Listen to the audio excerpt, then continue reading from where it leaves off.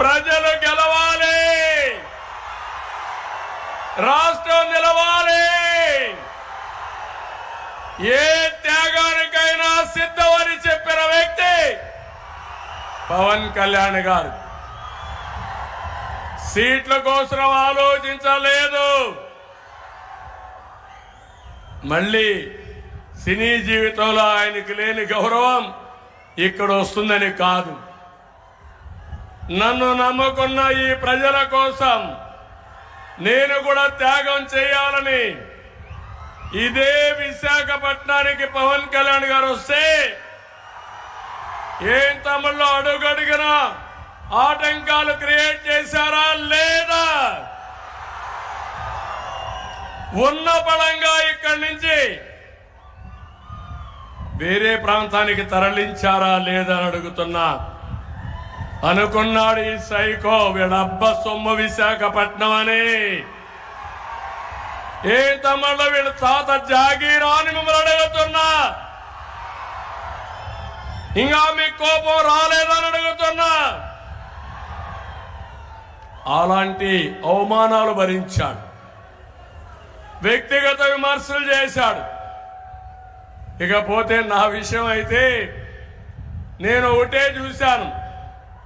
పవన్ కళ్యాణ్ గారికి ఇక్కడ జరిగిన అవమానం చూసిన తర్వాత నేనే వెళ్ళి విజయవాడలో సంఘీభావాన్ని తెలియజేయడమే కాకుండా నేను పరామర్శించాను.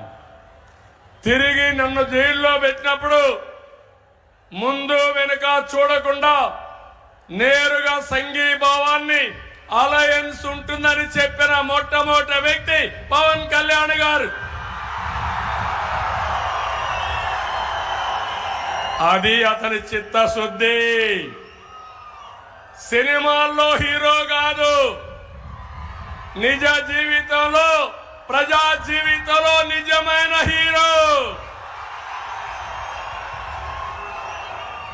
అక్కడి నుంచి ప్రారంభమైన ఈ యాత్ర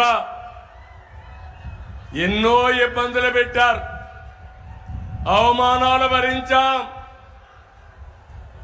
ఎన్నో సమస్యలను ఫేస్ చేశాం.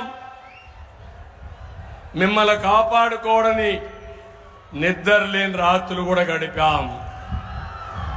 కానీ ఈరోజు చెప్తున్నా, ఎన్డీఏ గెలుపుని ఎవ్వడు ఆపలేడు.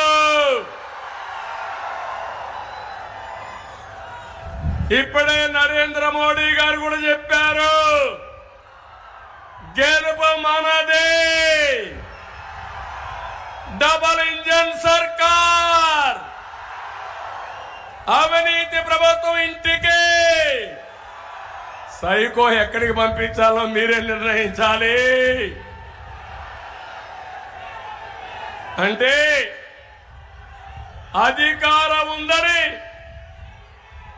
ఒక మాటలో చెప్పాలంటే విర్రవీగిపోయిన వ్యక్తి ఈ సైకో. ఒక విషయం మీకు చెప్పాలి, నరేంద్ర మోడీ గారు గడిచిన 10 సంవత్సరాల్లో దేశాన్ని 5వ ఆర్థిక వ్యవస్థగా తీర్చిదిద్దాడు. ఇప్పుడు మళ్ళీ ఒకే మాట చెప్పాడు, ఈ 5 సంవత్సరాల్లో 3వ అతిపెద్ద ఆర్థిక వ్యవస్థగా నిర్మాణం చేస్తామని సంకల్పం చేశారు. ఇది అయిన తర్వాత 2047 వికసిత్ భారత్. అదే సమయంలో మా కళ, నా కళ గాని పవన్ కళ్యాణ్ గారి కళ వికసిత్ ఆంధ్రప్రదేశ్. మేము ఒకటే ఆలోచిస్తున్నాం, నరేంద్ర మోడీ గారి నాయకత్వంలో దేశం ముందుకు పోవాలి, ప్రపంచంలో భారతీయులు నెంబర్ 1 కావాలి, భారతదేశం నెంబర్ 1 కావాలి, భారతదేశంలో ఆంధ్రప్రదేశ్ నెంబర్ 1 కావాలి, తెలుగు జాతి ప్రపంచం మొత్తం నెంబర్ 1 కావాలి. పేదరికం లేని దేశం, పేదరికం లేని రాష్ట్రం మా కళ అని చెప్పి మీకు తెలియజేస్తున్నా. అందుకే ఈ కలయిక, అందుకే ఈ కూటమి సాధిస్తాం. ఏం తమిళ ఉంటే గట్టిగా సంకల్పం చేయండి చప్పట్లు కొట్టి.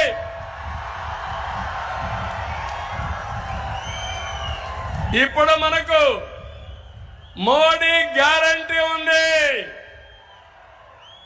మన సూపర్ 6 ఉంది. అదే మాదిరిగా మొన్ననే నేను పవన్ కళ్యాణ్ గారు ఇద్దరం కలిసి ఎన్నికల మేనిఫెస్టో రిలీజ్ చేశాం. మన ఎన్నికల మేనిఫెస్టో వస్తానే సైకో మేనిఫెస్టో వెలవెలబోయింది. మన మేనిఫెస్టోకు ఆదరణ పెరిగింది. 25 పార్లమెంట్లో మనమే గెలుస్తున్నాం. 160 అసెంబ్లీ సీట్లు మనమే గెలుస్తున్నాం.